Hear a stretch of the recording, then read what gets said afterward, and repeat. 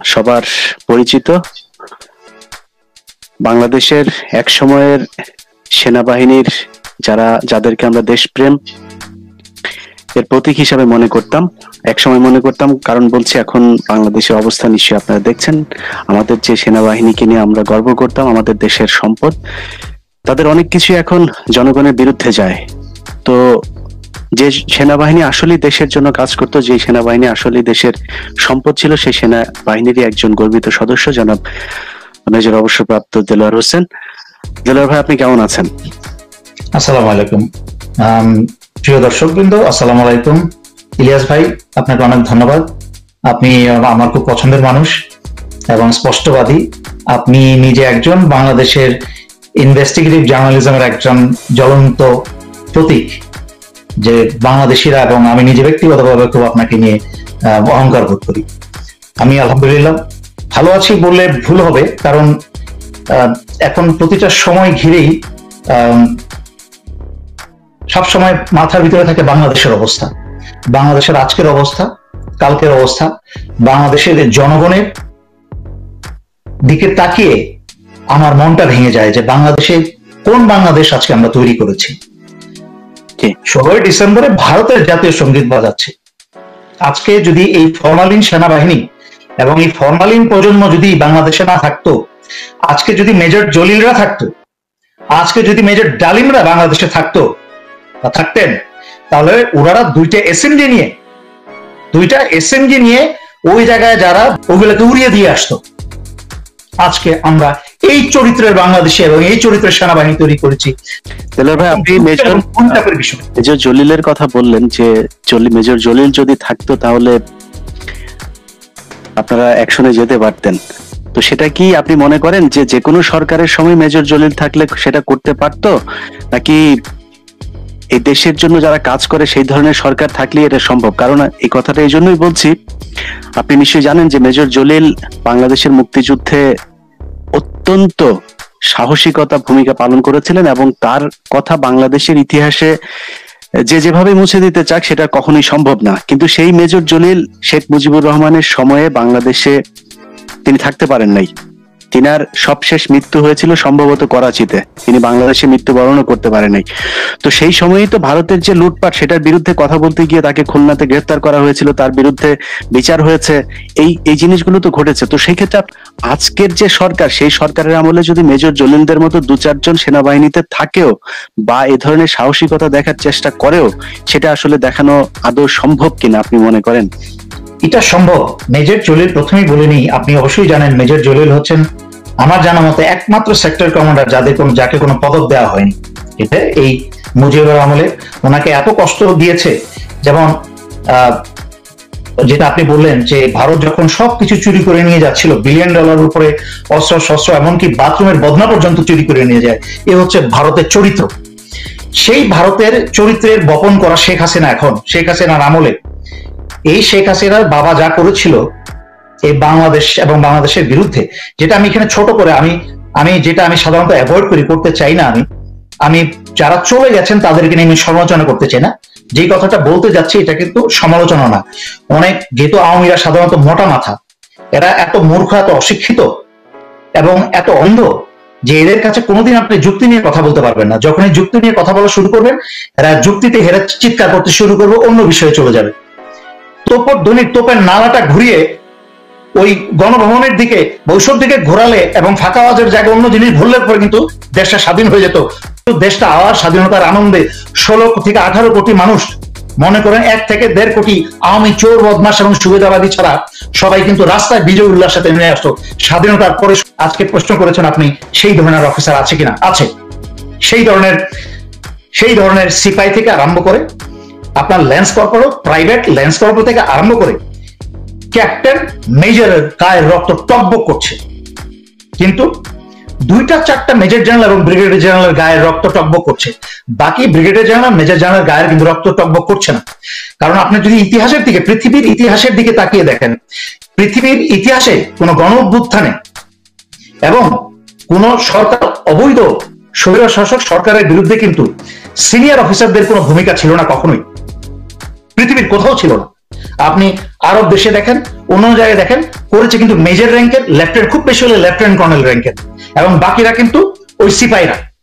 এরা হচ্ছে দেশপ্রেমিক, এরা খায় রুটি, এরা খায় সরকারের দেওয়া বা ভাত, মোটা চালের ভাত, কিন্তু সরকারের কাছ থেকে 30 লাখ টাকা গাড়ি কেনার টাকা কিন্তু পায় যাদের পেটে চর্বি জমে গেছে, সেই সব সিনিয়র অফিসাররা, যাদের এত আরাম হয়ে গেছে এসির মধ্যে ঘুমাতে ঘুমাতে যে 50 বছর পরেও দেশ এখন ভারতের দখলে এবং ভারতের কেনা গোলাম হাসিনার 12 বছরের শাসকের দখলে। অথচ এদের লজ্জা, শরম, হায়া, বেহায়া, দেশপ্রেম সমস্ত কিছু হারিয়ে ফেলেছে। গায়ের এবং অন্তরের চামড়া হয়ে গেছে এত মোটা যে এত নির্লজ্জ হয়ে গেছে যে ঢাকা শহরে এদের গায়ে রক্ত গরম হয় না, ওদের হাতে এসএমজি উঠে না। একটা প্লাটুন, শুধু একটা প্লাটুনে একটা ইনফ্যান্ট্রি প্লাটুনে সদস্য সংখ্যা থাকে মাত্র 35 জন। সেই 35 জনের একটা প্লাটুন পাঠালেও কিন্তু কিচ্ছু লাগতো না, অস্ত্র হাতে নিতে হয় না। মোটা একটা লাঠি নিয়ে গিয়ে যদি ওই গুলশান বা যেখানে এটা বাজিয়েছে বাড়ি শুরু করতো, লাখ লাখ ওই সন্ত্রাসী লীগের ছেলে পেলে দৌড়ে পালাতো, ওই ভারতের সীমান্ত অতিক্রম করে ভারতের ওই পারে চলে যেত। আজকে এই সশস্ত্র বাহিনীর সমস্যাটা কোথায়? আমি একটা অবসরপ্রাপ্ত অফিসার হয়ে আমার তো এই সরকারের কাছে আমি কিছু পাই নাই। আমাকে এই সেনাবাহিনীর মাধ্যমে বৈধ টাকার মাঝখানে একটা 5 কাঠা জমি দিয়েছিল, তাও আটকে রেখে দিয়েছে। আমার সেটা দরকার নাই, আমার 5 কাঠা জমি। আর রেজেকের মালিক আল্লাহ, যদি কপালে আল্লাহ যা রেখেছে তাই পাবো জীবনে, এবং তার চেয়ে বেশি আমি আশাও করি না, চাইও না। আমি শুকর আলহামদুলিল্লাহ, আল্লাহ দয়া করে জীবনে যা দিয়েছেন। কিন্তু কথা হচ্ছে যে এই বাংলাদেশের এই সশস্ত্র বাহিনীর হলোটা কি? লাজ, লজ্জা, শরম এমন বেশি বিসর্জন দিয়েছে, দেশ মানে হারিয়ে ফেলেছে। দেশপ্রেম বলতে কিছু নাই বললেই চলে এখন এইসব বেশিরভাগ আপনার কি বলে সিনিয়র অফিসারদের। শুধুমাত্র আছে হচ্ছে মিড লেভেল এবং জুনিয়র অফিসারদের এবং সৈনিকদের ভিতরে দেশপ্রেম আছে, এবং তারাই যথেষ্ট এই দেশকে আবার উদ্ধার করার, দেশকে মুক্ত করার, ইনশাল্লাহ। এবং আপনাকে আমি বলছি, দেখেন এই সশস্ত্র বাহিনীর সিনিয়র অফিসাররা ফিস করে কথা বলে, একবার টেলিফোনে কথা বলার আগে 10 গ্লাস পানি খায়। এক সময় এই অফিসাররা, আপনার কথা শোনা যাচ্ছে না, আপনার মাইকটা মিউট করা বোধ, এই জন্য কথা শুনতে পাচ্ছেন। মানে আমি জিজ্ঞেস করছি যে এর কারণ কি? মানে এখানেই আসছি আমি। আমার লাইভে, ব্যক্তিগত লাইভে বলেছিলাম যে ইঁদুরের আত্মা নিয়ে আর যাই হওয়া যায়, ইঁদুরের আত্মা নিয়ে কিন্তু ইঁদুর হওয়া যায়, ইঁদুরের আত্মা নিয়ে কখনো নেতা হওয়া যায় না। আর সেনাবাহিনীর এক একটা লেভেলের, এক একটা পর্যায়ের একটা অফিসার বা সৈনিক কিন্তু সে একটা লিডার। একটা সেকশন কমান্ডার কিন্তু একটা সেকশনের লিডার, সেই 10 জনের মাঝখানে সে 9 জনের কিন্তু লিডার। একটা প্লাটুন কমান্ডার কিন্তু সে 35 জনের লিডার। 105 জনের একটা কোম্পানি কমান্ডার কিন্তু 104 জনের লিডার। 1000 বা 1200 সৈনিকের বা অফিসার সব মিলে একটা ব্যাটালিয়নের কিন্তু লিডার একটা লেফটেন্যান্ট কর্নেল বা একটা অধিনায়ক। একটা 3টা ব্যাটালিয়নের একটা ব্রিগেড কমান্ডার কিন্তু সেই ব্রিগেডের অধিনায়ক। 3টা ব্রিগেড কমান্ডার, ব্রিগেড নিয়ে একটা ব্রিগেড এবং অন্যান্য আরো কিছু ইউনিট নিয়ে কিন্তু একটা ডিভিশন কমান্ডার কিন্তু ডিভিশনের অধিনায়ক। আর সমগ্র বাংলাদেশের সকল ডিভিশন নিয়ে কিন্তু তার অধিনায়ক সেনাপ্রধান। খালি কাদের উপরে কোন সরকারের পা চেটে, কোন সরকারের সুবিধা খেয়ে কাদের উপরে 4টা 5টা ঝকঝকে র্যাঙ্ক করলেই কিন্তু লিডার হয়ে যাওয়া যায় না। ময়মন সিং এর ভাষায় একটা কথা আছে, সেটা আমার বলতে হয়। আমি মুরব্বীদের কাছ থেকে শুনেছিলাম যে নারার বিবি, নারা মানে হচ্ছে খড়, নারার বিবি যখন খাটে শয়, মানে খাট মানে পালঙ্ক, নারার বিবি যখন খাটে শয়, যে সারা জীবন আগে খড়ের উপর শুইতো, সে যখন খাটে শয় সে সারা রাত ঘুমাতে পারে না, সে ওই খড়ের দিকে তাকিয়ে থাকে আর চিন্তা করে আমি না আগে ওই খড়ের উপরে শুইতাম। মানে তার নজর সবসময় নিচেই থাকে।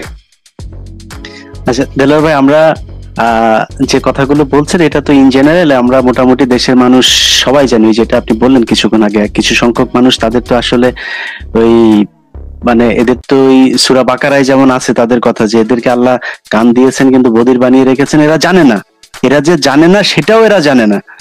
তো যাই হোক, এইসব মানুষগুলোকে আল্লাহ হেদায়েত করুক, এদের হেদায়েত জীবনে আছে কিনা সেটা সন্দেহ আছে। যেটা বলতে চাই সেটা হচ্ছে আপনাকে সরি কাট অফ করি এখানে, আপনাকে কাট অফ করি, সরি আমি অত্যন্ত দুঃখিত, এটা আমি সাধারণত করি না। জাস্ট আরেকটু বলতে চাচ্ছিলাম যে কথাটা, যে আপনাকে আমি বলে দিচ্ছি, এই রেকর্ডিং থেকে যাবে ইনশাল্লাহ, এইটা লাইভ থেকে যাবে। এই সশস্ত্র বাহিনী এখনো যদি, কারণ কয়দিন আগে এক নেভি লেফটেন্যান্টকে মেরে দাঁত ভেঙে দিয়েছে এবং নাটক করে কিন্তু সেই সেই সন্ত্রাসী ছেলেকে কিন্তু নাটক করে 1 বছরের কি ওই পিস্তল, তারপরে ওয়্যারলেস সেট, ওয়াকি টকি, এটা রাখার জন্য তো কিন্তু তাকে 1 বছরের জেল দিয়েছে। যেটা বিএনপির কোনো ছেলে পেলে বা অন্য কোনো ছেলে পেলে জামাতের কারো কাছে পাওয়া গেলে কিন্তু তার আজীবন হয়তো বা জেল হয়ে যেত, আরো কিছু হয়ে যেত। কিন্তু তাকে 1 বছরের দিয়েছে, এখনো হাসিনার সাথে তারা গলাগলি করেই আছে। আপনাকে বলে দিলাম, এই যে আল্লাহ এই বর্তমান সেনা প্রধান একটা সুযোগ দিয়েছেন, আমার মাধ্যমে আপনার মাধ্যমে বারবার ওয়ার্নিং দিচ্ছেন যে একটা উসিলা করে দিয়ে আল্লাহ সমস্ত গ্রাউন্ড তৈরি করে দিয়েছেন।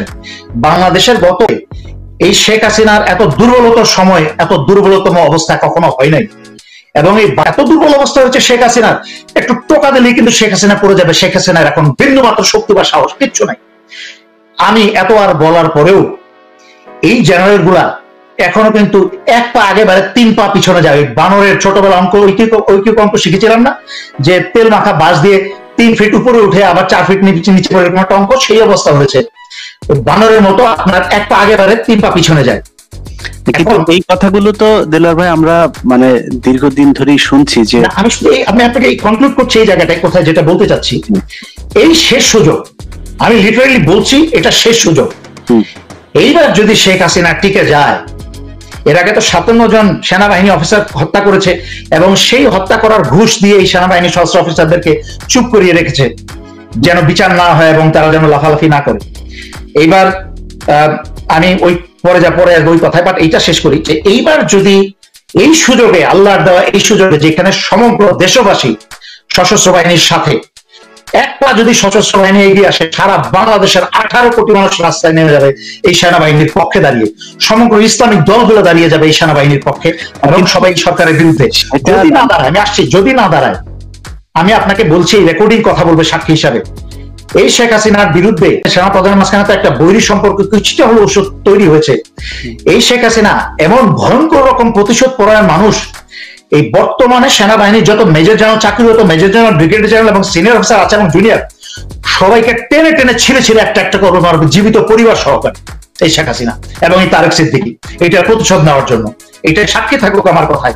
এরা যদি এখনো নিজের বউ বাচ্চা বাঁচাতে না চায়, নিজেদের এবং সশস্ত্র বাহিনীকে এবং দেশকে রক্ষা করতে না চায়, এই শেষ সুযোগ, এই সুযোগ আর আসবে না।